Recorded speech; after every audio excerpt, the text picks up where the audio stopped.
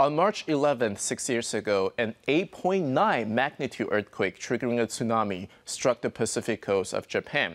The force of the tsunami destroyed a great deal of the infrastructure along the Japanese coast. The most notable damage was at the Fukushima Daiichi nuclear power plant, which houses several nuclear reactors that pose a potential threat of radiological contamination to the surrounding areas. Before the catastrophe, the phrase "made in Japan" was synonymous with high quality. However, 54 countries banned the import of some Japanese food products from the region due to safety concerns. 6 years after the nuclear accident, some countries still ban food imports from the disaster-hit region, including Taiwan, despite the fact that the government is believed to be moving towards lifting or easing the ban and face massive public backlash. I understand that the new government in Taiwan is facing quite a lot of challenges.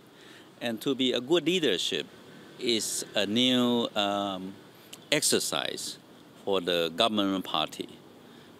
And this leadership cannot be just taking decisions made by just one national board. It will be an exercise. It's the exercise, the leadership is the government working with the civil society as a collective a group to make important decisions. I mean, the governance now is very different from far before. And this government is respecting the public opinion very much, and how the leadership can coordinate and to find a common background for making important decisions. According to Japan's Fishery Ministry, 54 countries and regions imposed restrictions on imports of Japanese agricultural and fishery products soon after the disaster. The number has currently fallen to 33 after 21 economies eased regulations, including the European Union, which is known for strict food safety standards, but decided to relax such regulations drastically. But safety concerns over Japanese products remain especially strong in China and other neighboring economies, which still keep their markets closed to certain farm and fishery products. Among them, Hong Kong used to be the largest importer of Japanese food, valued at 134 billion Japanese yuan, followed by the U.S. and Taiwan. What is noteworthy is that the U.S. actually tightened restrictions of food imports from Japan. According to Food and Drug Administration, a list of Japanese food will be banned unless they pass physical examination. Japanese imports from those areas can still be detained at the U.S. border, include rice, milk products, butter, vegetables, to name just a few. However, some believe that Japanese food products have become a political issue. Some countries continue bans just to avoid criticism for taking a weak stance against the Japanese government. This is concern about risk communication. Risk communication is not only scientific data, not only laboratory instrumentation, but it's the way to communicate and to convince.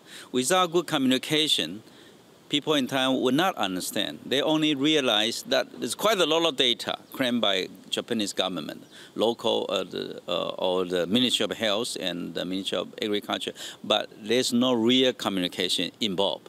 The data doesn't mean it's communication. So the communication is that let people in Taiwan understand what's going on exactly. And there are a big gap between this understanding and what the perception about Japanese government. They see they have done a lot, but unfortunately, there's no similar equivalent understanding about the effort. And I see this is the area we should work together. As the professor has pointed out, people's perception and understanding is key. Heightened awareness of food safety is also behind the import bans on Japanese food. Taiwan was rocked by the revelation in 2014 that substandard cooking oil is extracted from waste oil had been distributed to many restaurants and sold on the market. Maybe that's why the public was angered by the government's proposal to relax the ban in 2 stages.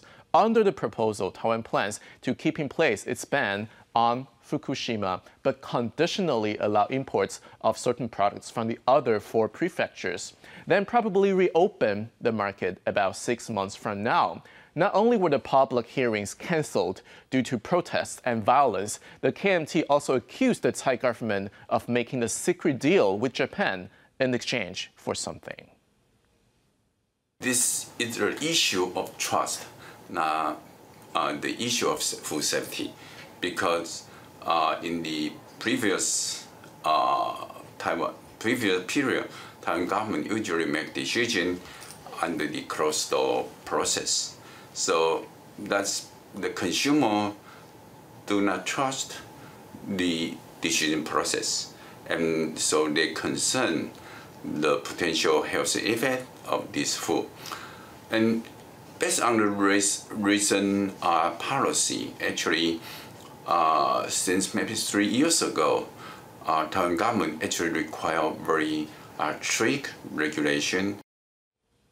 As the controversy surrounding the easing of a ban on food imports from 5 radiation-affected prefectures in Japan escalates, it's apparent that President Tsai Ing-wen's administration could face more scrutiny. All eyes are now on how she can achieve and convince the public that her plan will be in the public's best interest, not just another diplomatic compromise the nation has to make at the expense of public welfare.